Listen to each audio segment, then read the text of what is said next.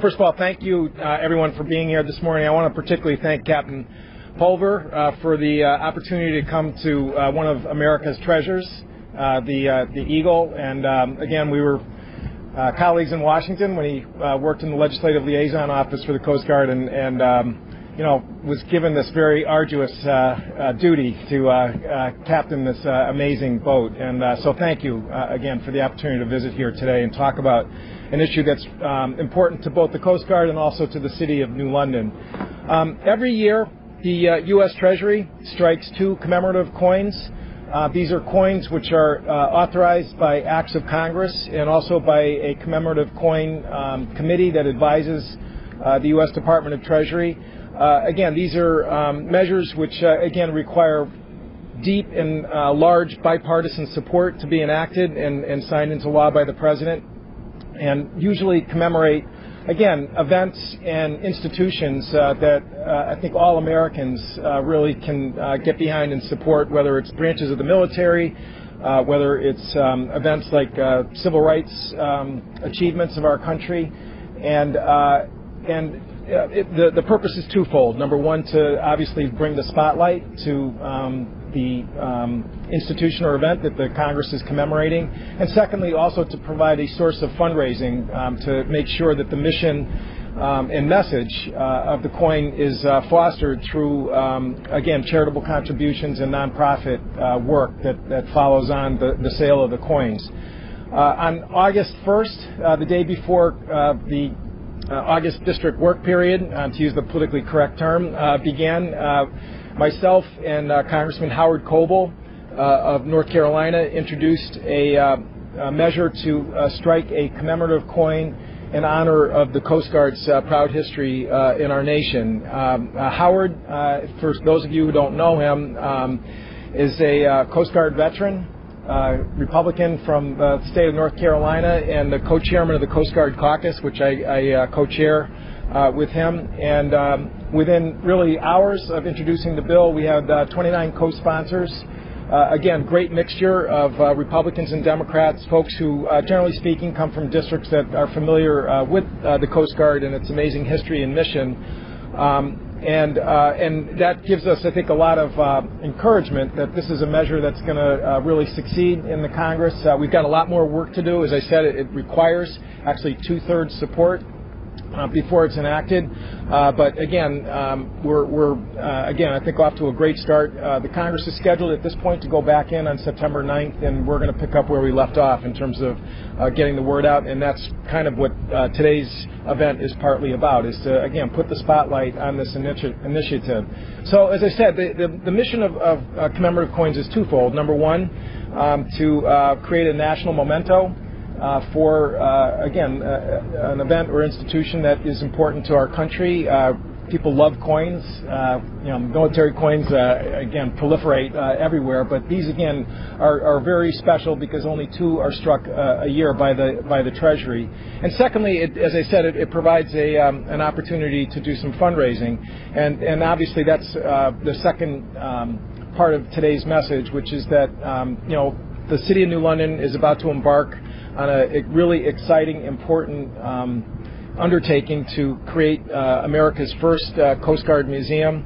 And I'm joined here today by the great team that announced this effort back on April 5th. And the commemorative coin proceeds, again, are going to be donated to the Coast Guard Museum in its effort, because it's obviously a big one and it's going to require resources. And this is just, again, another opportunity to create a revenue stream to make sure that we see that day when we're not just cutting ribbons, but actually opening the doors of the Coast Guard Museum. Someone who I'm now going to turn the mic over to, who's been instrumental in terms of really making sure that the Coast Guard Museum finally really gets off the ground and is moving, is somebody who understands and knows southeastern Connecticut, Admiral Robert Papp, who, again, we are so grateful that he was able to find a few minutes today to join us at this event. His schedule is breathtaking. He's literally going all over the world, making sure that, again, America's Homeland Security is safe, but also that we're creating great alliances and partnerships with other nations in terms of trying to share the amazing experience and capability that the U.S. Coast Guard uniquely is able to provide. So without further ado, I want to call up Admiral Papp to join us at today's.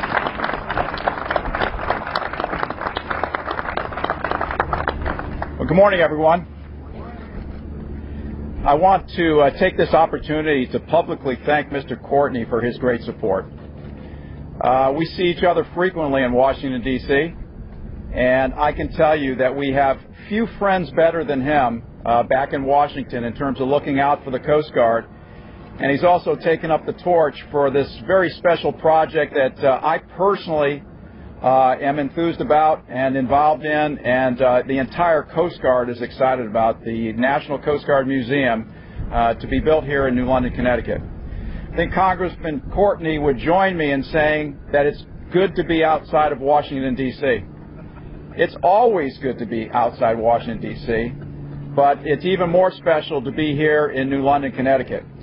And I want to tell Mayor Finizio that I have taken his words to heart, that wherever I travel now, I don't talk about the training center in New Jersey or the academy in Connecticut. What I talk about is we send people through two major accession points, Cape May and New London. Cape May and New London, they just roll off the tongue nowadays. It's automatic for me, and when I'm talking about our officer accessions, it's New London. Of course, it is the Coast Guard Academy at New London, but we're emphasizing New London. This is a home for us. It's my home personally, and we're proud that it's going to be the home of the National Coast Guard Museum. In terms of the museum, I want to thank Mr. Coleman and Mr. Johnson for being here and for all the great work that they've done. And the only other person I'd like to thank personally is Captain Pulver. If you're going to be in New London, the only thing that gets better than that is to be on Eagle, and we had that opportunity a few moments ago. I keep on telling Captain Pulver that he has the best job in the Coast Guard, and that's coming from the Commandant of the Coast Guard. He has the best job in the Coast Guard. But he gave me the opportunity to meet some of the young men and women that are crewing Eagle right now, and that's always the best part of any visit that I have. And I'm looking forward to getting up the street here to the Academy a little bit later in the day. I want to talk one little bit of business this morning, and I'm only going to do it for about 10 seconds. What I want to say is that the Coast Guard is the only agency in government that has an Arctic strategy at this point. We're taking the lead, and I think other agencies will follow along. But it's only right that the Coast Guard has an Arctic strategy because we've been involved in Alaska for nearly 150 years. So it's been very important to me as the Arctic develops and it becomes an increasing concern for our country and therefore for our Coast Guard that I visit up there. So Linda and I have been up there now 4 summers in a row, and we just returned last week from traversing the entire length and breadth of Alaska. But one of the very special visits that I made was out to a little island called Unalaska in the Aleutian Chain. And the town there is called Dutch Harbor. And Dutch Harbor historically was a coaling station for the Revenue Cutter Service and then the Coast Guard as we developed throughout our history. And we've maintained a presence in Alaska and the Arctic since 1867. We brought the initial U.S. party up there when we took it on as a territory from the Russians. Now, I give you all this just as prologue to get into the reason why I'm talking about the Arctic today.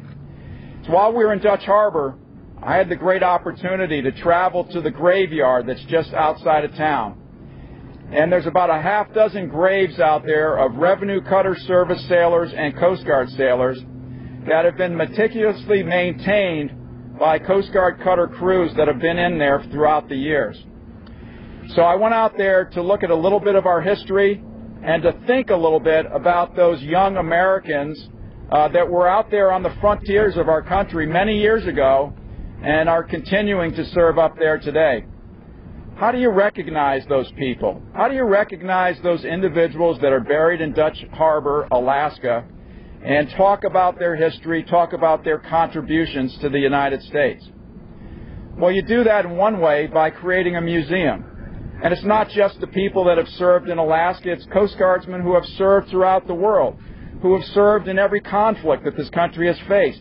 Where can they go to a location where their service is honored and recognized and promoted to inform today's Americans and to inspire future Americans to continue to step forward and put on the uniform of the United States Coast Guard? Well, we don't have a place right now, but we're going to, and it's New London, Connecticut. And that's why I'm so excited that this project continues to move on. And I'm delighted to be here this morning, and I'm very honored and humbled that Mr. Courtney has taken the time to put on this press conference and to invite me to take part in it.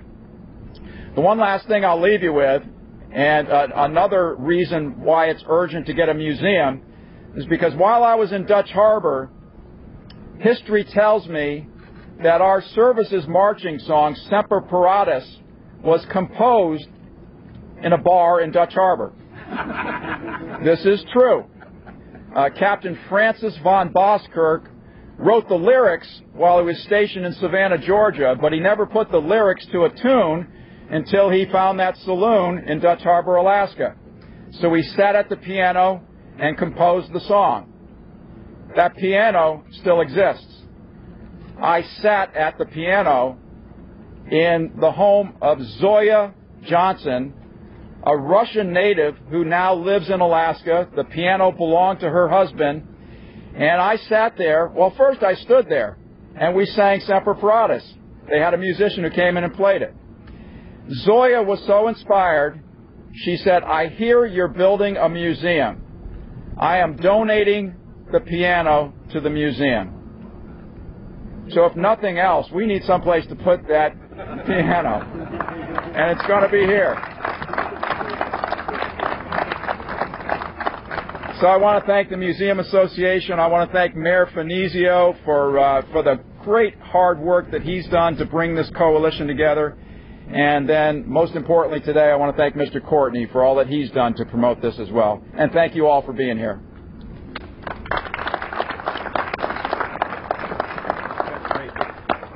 As the Admiral said, we're joined here by the Mayor of the City of New London, who, again, on April 5th, was the person who introduced to the world this initiative, the Coast Guard Museum, and again, it's just been a stalwart in terms of making sure that the project moves forward.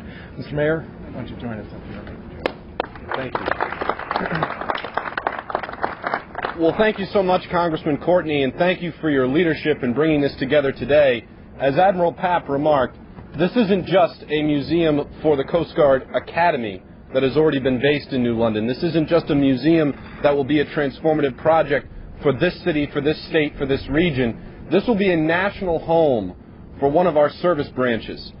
From Alaska to the Caribbean, from sea to shining sea, a place where all those who've served in our Coast Guard have a place to go and call home, and that home will be New London, Connecticut. What a source of pride for the Coast Guard, what a source of pride for our city, and how appropriate that Congressman Courtney is leading the way to ensure that the Congress of the United States has a role, an important role, in what will be a key national project and a key national treasure. It's because of this initiative that we will gain necessary funds to complete what will be a very expensive and expansive project, and Congressman Courtney has been pushing for this initiative. I'm very confident that he'll get the remaining support he needs to get this passed, and that this will provide a vital revenue stream to this project as we move forward. Today is also a great day because it showcases one step in the journey, but this is a long journey, and it requires many different people at many different levels of government working together. And what you see today is only one small piece of what is going on behind the scenes. Every few months, there will be something like this that we'll be able to announce. But every single day, all of the people that you see involved in this project are working around the clock to make it happen. And it's no small effort, to say the least. And in that vein, I want to thank Admiral Papp for being such a strong supporter during his term as Commandant to make sure that this project got off the ground. We certainly wouldn't have come this far without your leadership, Admiral. And as the project moves forward, even after your term as Commandant, everyone will know that surely this will be the greatest legacy of your term heading the United States Coast Guard. Also, to Mr. Coleman, to Mr. Johnson, and to all the members of the Museum Association Board who have worked for decades to see this project become a reality, and who even now are hanging people upside down outside windows to shake nickels out of their pockets, who are doing all they can to raise the significant sums that will be needed. Thank you so much for all of your hard work. I'm very proud to be here on behalf of the City of New London. As I've said, this will be a transformative project for our city, and all the resources of our city, all of our staff, have made this their absolute top priority and will continue to do so. All that we have, all that we are, is at your disposal, and we look forward to the day where we are able to open this museum. It will be a great day for New London, but it will be an even better day for the United States of America. Thank you all so very much.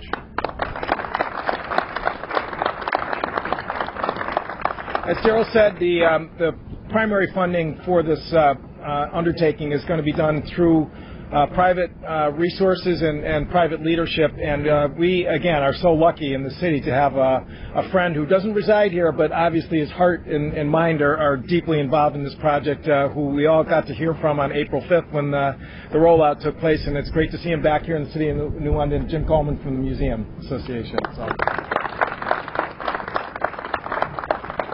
Well, standing up here today is just, in a way, a miracle for us. We have never, as in the last 10 years, had the kind of support nationally and in New London, in Connecticut, and the leadership that Admiral Papp has given and his heart and soul. Every obstacle, every single decision that has to be made, we've got backup. And it's proved to be such a change, and we are successful. We're going to really move this thing ahead. It's going to change New London. It's going to make New London this hub that we see around between the fort and all around here is phenomenal. We didn't appreciate in New Orleans the riverfront until we started developing it like that, and it changed the city. And it's going to change New London. And I'm just so grateful to everybody here in what they've done to back us up. It's just been Bob Ross. It's just been phenomenal. And the Coast Guard, with the leadership of the Commandant, has, it's not, well, this is a problem. It's, this is how we work this out. And it's all been, and Admiral Poulin, it has been a tremendous team. So this isn't my day. I want to say it's really John Johnson, because he's the treasurer. And this gives him, what's happening today, gives John and gives the Coast Guard Association, National Coast Guard Museum Association, gold, because we know at the end of the rainbow there's going to be a pot of gold, and that's come from Washington today. And John, I want to introduce John, is going to make special announcements today, and he's been terrific. We've been a team for a long time. We have indeed, a long time. Jimmy reminds us that we've been doing this for a long time, and I would recollect that 15 years ago, Jimmy and I had lunch with the then secretary of the Smithsonian Institution down in Washington, and he told us, if you remember, Jimmy, it would take us 15 years to get to this point, and that's exactly what it's been. And I've always remembered that he was very cognizant of the job that we had in front of us. But I have to say that if any of us ever need a friend, the best friend in the world we all could have is Congressman Courtney. Joe Courtney has been a supporter of our mission from the day he stepped into office, and we're blessed, Joe, to have you on our team and be as supportive with this legislation. And I'm sure that there's lots more occasions when we'll be calling on you for additional help. But Joe, I just want to express our thanks to you from the Museum Association. You've been a fabulous friend. And Commandant Pop, thank you so much for taking this initiative and being there and stepping out in front for us. I'd just like to let everybody know that we're well off and running. We've raised well over $150,000 to date, and that's with a start date of the 1st of June. We have recently hired Odell, Sims, and Lynch out of Tyson's Corner, Virginia, to organize our campaign to help us raise the $50 or $60 million that we'll need to complete this project. It's our hope and our intention to ask for the federal government to participate a little bit in this project. The state has jumped in at the level of $20 million, for which we're blessed.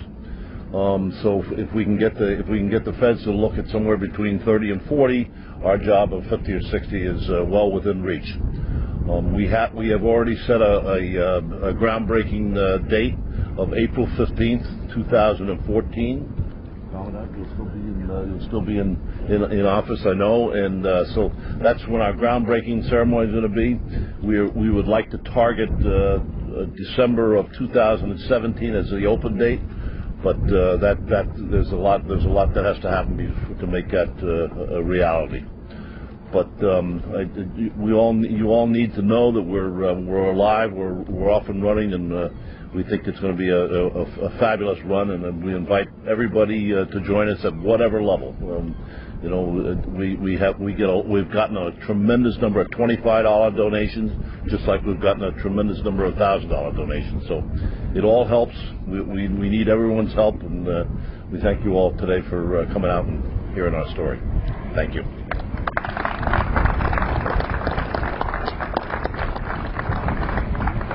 So again, thank you everyone for being here. If you have any questions, or for me or any of the other speakers, we've got a few minutes, and we'll be sticking around also for a little while afterwards. Expect to raise from the coin. So if you look at the average proceeds of most coins historically, it's between $2 and $3 million. However, that's really there's nothing that says that you're bound by that, and we've already been having some conversations about the fact that assuming we get this done and that the Treasury moves forward with minting the coin, I think there's going to be a very, very aggressive national campaign, and frankly, it's just a great opportunity for fundraising with the new firm that's been brought on board, where our goal is to really use it and be much more aggressive than some of the other coin efforts in the past. But really, that's sort of almost a floor that you can sort of point to in terms of historic examples. Are there other federal funds available?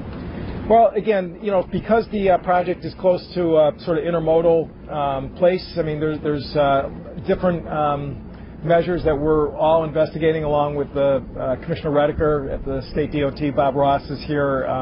Obviously, Washington right now it's a pretty challenging, competitive environment for any appropriations. But again, because of the site of this, I mean, I really do think there's going to be some opportunities that we're going to work hard with the governor and with State DOT to look at federal funds.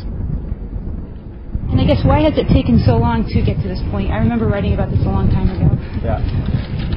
Well, again, the question is, how come it's been sort of slow moving over the years? I mean, I don't know if you want to jump in, John, or.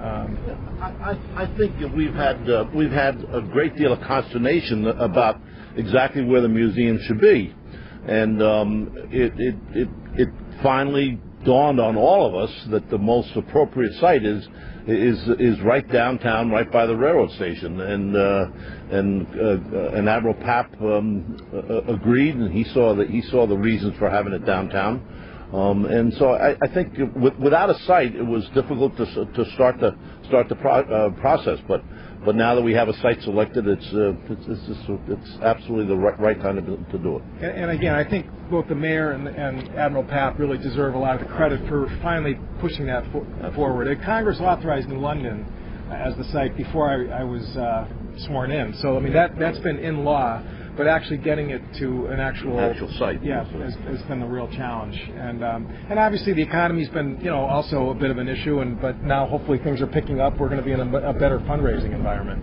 It's a national fundraising. And it's a national fundraising. Right. That's right. Anyone else? Great. Well, thank you all for being here today. I want to recognize Alyssa Wright, also state representative. As was mentioned, the state of Connecticut's a huge partner in this project, and again, she's been a great supporter, as has also Governor Malloy. So thanks for being here, Alyssa. Great. Thank you.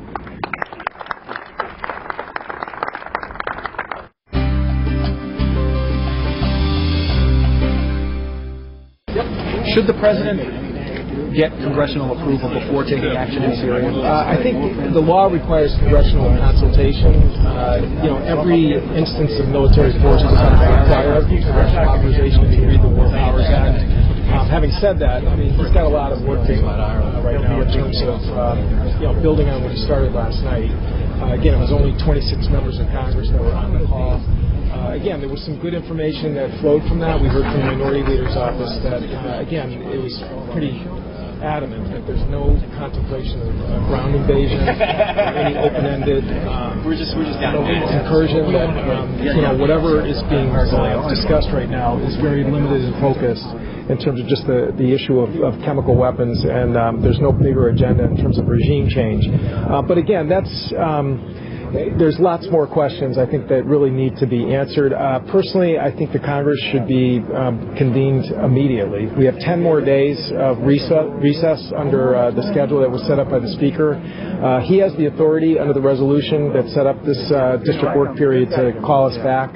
And we should have the full committees operating that have cognizance over this. Again, I sit on the House Armed Services Committee. We've had a number of hearings on Syria over the last couple of years, but obviously what happened in late August, I think, requires the committee to get together with General Dempsey and others to really find out why things have changed in terms of the increased efforts to talk about a military response. Would you personally like the opportunity to vote yes or no on military intervention? I think that if there was any indication that this was really going to involve any kind of effort that would of any duration, then the answer is yes. If what the administration is talking about is a limited one-time event similar to what President Reagan did in Libya, or even what President Obama did to a lesser degree, earlier or last year in Libya. Again, I think that the War Powers Act does not really require a full-blown authorization.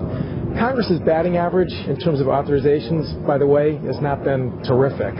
There has been instances, certainly in terms of Iraq, Vietnam, others, where what was thought was a sort of specific authorization sort of metastasized into a long-term, open-ended legal basis for things that nobody really contemplated. So again, I think we've got to be very careful in terms of the question of an authorization, what's in it and what's being discussed in it. But clearly, what started last night has to be expanded. There's an NBC News poll that shows 80% of people would like to see a congressional authorization. Do numbers like that and what happened in London yesterday color it at all, change things at all? Well, it does. That same poll, when the question was asked, well, if it was a strike that was limited to naval forces offshore, no boots on the ground, actually there was a majority support for that type of effort. So, to me, again, what all of that means is that the public really is looking for a lot of questions to be answered, and that's why Congress should be reconvened, and that's why the President needs to be communicating directly with the American people. And